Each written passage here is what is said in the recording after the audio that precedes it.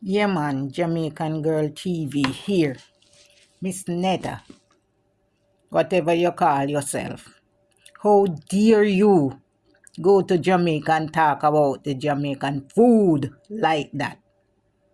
Then we don't you behave yourself when you go to other people country, especially Jamaica. You have to know the words that are coming out of your mouth. Because Jamaican people not play. Then we done you. Yeah, man. You have to be respectful of other culture, food, anywhere in the world you go. At the same time, you sell your season. At the same time, you sell your season. You know easy. Respect. Respect other people culture. You understand? Especially Jamaican. They not play. Don't disrespect them food. Okay? Don't disrespect them food. All right.